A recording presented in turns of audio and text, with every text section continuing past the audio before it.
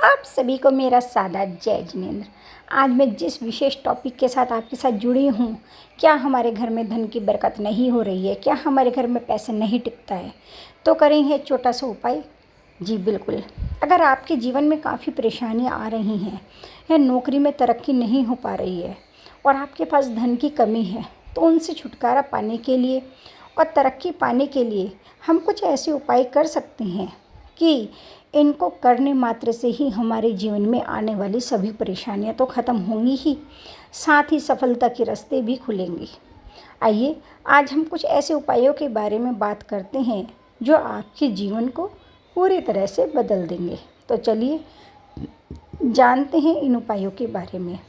लेकिन उससे पहले अगर आप चाहते हैं कि माँ लक्ष्मी और आदिनाथ भगवान का आशीर्वाद आप सभी पर बना रहे, तो इस वीडियो को लाइक करें, चैनल को सब्सक्राइब करें और कमेंट बॉक्स में जय श्री आदिनाथ, जय माता दी ज़रूर लिखें।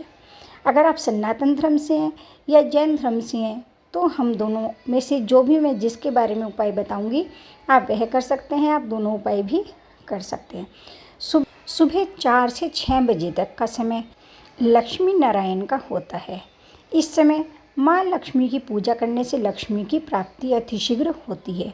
इस समय अगर हम भक्तांबर जी का भी पाठ करते हैं तो भी हमें लक्ष्मी की अतिशीघ्र प्राप्ति होती है। नंबर 2, जब भी किसी को कुछ दान करें तो घर के मेन गेट के अंदर खड़े होकर करें, इससे हमें दान का पूर्ण लाभ मिलता है।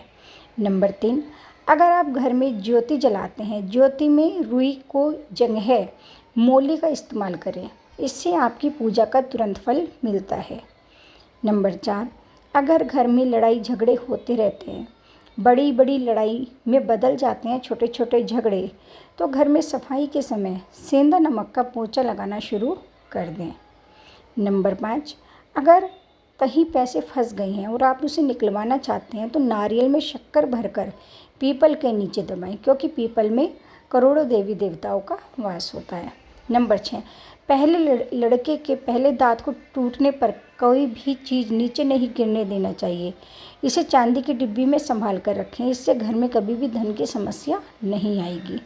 नंबर 7, पूर्णिमा के दिन सुबह सूर्य निकलने से पहले पीपल के पेड़ में जहाँ माँ लक्ष्मी का वास होता है, उस समय पीपल के पेड़ की पूजा करने से अचानक धन लाभ की प्राप्ति भी होती है। नंबर 8, अगर हमारे विवाह में विलंब हो रहा है, परेशानियाँ आ रही हैं, तो केसर को पानी में मिलाकर नहाने से विवाह जल्द ही हो जाता है।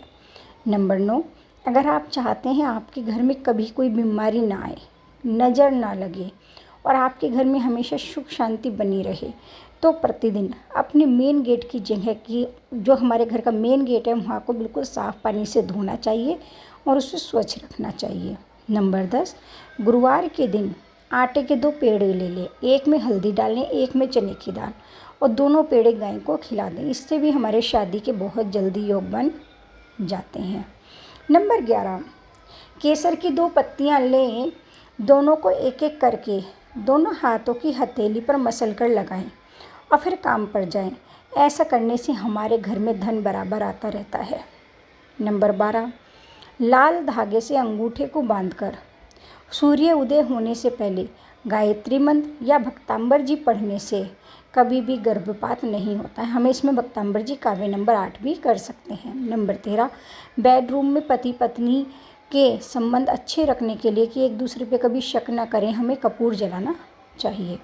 नंबर 14, अगर हमारे घर में कोई मरीज है, वह ठीक ही नहीं हो रहा है, तो कुछ सिक्के उसके सिरहाने रख दें और जो हमारे घर में स्वीपर है, जो सड़क पे स्वीपर होता है, उसे लगातार देते रहें, इससे मरीज ठीक होना शुरू हो जाएगा। नंबर 15, अगर हमारे घर में छोटे छोटे बच्चे हैं और बच्चों को दूध नहीं पचता है, तो शनिवार के दिन उनका झूठा दूध कुत्ते को पिला दें। ऐसा करने से बच्चे को दूध पचना शुरू हो जाएगा। नंबर 16, प्रतिदिन शाम के समय पीपल के पेड़ को थोड़ा सा दूध और पानी मिलाकर चढ़ाएं, दीपक जलाएं और मनोकामना के साथ पेड़ की परिक्रमा करें। शीघ्र ही परिक्रमा करने से मनोकामना पूरी होगी। नंबर 17, मोर पंख घर में रखने से सुख और सम्मान की प्राप्ति होती है। नंबर 18, घोड़े के पैर के कील से छल्ला बनाकर पहनने से हमारे ऊपर प्रेत की जो बाधाएं होती हैं वह भी समाप्त हो जाती हैं।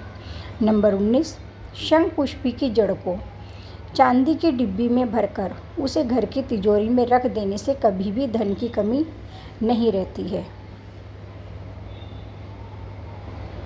जी। नंबर 20, अगर घर में कोई बहुत छोटा बच्चा है, उसे नींद नहीं आती है, रोता रहता है, तो फिटकरी का एक टुकड़ा काले कपड़े में बांधकर गले में पहना देने से बच्चा सो जाता है, वह रोता नहीं है। नंबर 21, कई बार इच्छा न होते हुए भी कई काम हमें मजबूरी में करने पड़ते हैं, इसलिए 2 लौंग और 1 कपूर का टुकड़ा लें। इनको 3 बार गायत्री मंत्र पढ़ते हुए या भक्तांबर जी या नमोकार महामंत्र पढ़कर अभिमंत्रित करें। अब इसको जला दें, फिर इसके भस्म को दिन में 2-3 बार बच्चे की जीभ पर लगाएं। नंबर 22, घर के मुख्य द्वार पर लाल रंग का रिबन बांध दें। ऐसा करने से घर में सुख समृद्धि बनी रहती है और कभी किसी की नज़र भी नहीं लगती। 31 शुक्रवार 5 छोटी छोटी कन्याओं को खीर बनाकर उनको प्रसाद खिलाएं। खीर में चीनी की जगह मिश्री पीस कर डालें तो यह अति उत्तम है। इस क्रिया को हमें गुप्त रखना है। इस उपाय को करने से घर में कभी भी आर्थिक तंगी नहीं होती है। नंबर 24, अगर घर में बच्चे अक्सर बार बार बीमार होते रहते हैं तो मंगलवार को किसी सोनार को अष्टधातु का कड़ा बालक के नाप का बनाने को दें और शनिवार को कड़ा घर लाकर गंगा जल या किसी शुद्ध जल से धोकर हनुमान चालीसा या भक्तांबर जी का पाठ पढ़कर बच्चे को पहना देना चाहिए। नंबर 25, यदि हमारा कर्ज नहीं उतर रहा है तो 5 गुरुवार किसी सुहागन स्त्री को सुहाग की सामग्री दान करें। यह उपाय आप प्रथम शुक्ल पक्ष के गुरुवार से भी कर सकते हैं। नंबर 26, हमें अपना आचरण हमेशा अच्छा रखना चाहिए। दूसरों के प्रति कभी भी कटु वचन नहीं बोलना चाहिए, झूठ नहीं बोलना चाहिए, मुंह से गाली नहीं निकालनी चाहिए, गृह क्लेश से बचना चाहिए, मन में किसी के प्रति कभी भी बुरा ख्याल नहीं लाना चाहिए।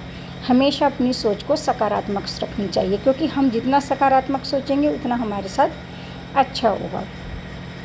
घर को वास्तु के अनुसार बनाए, नहीं बनाए तो उसमें थोड़ा सुधार करा सकते हैं, वरना घर में कपूर को हम जला सकते हैं।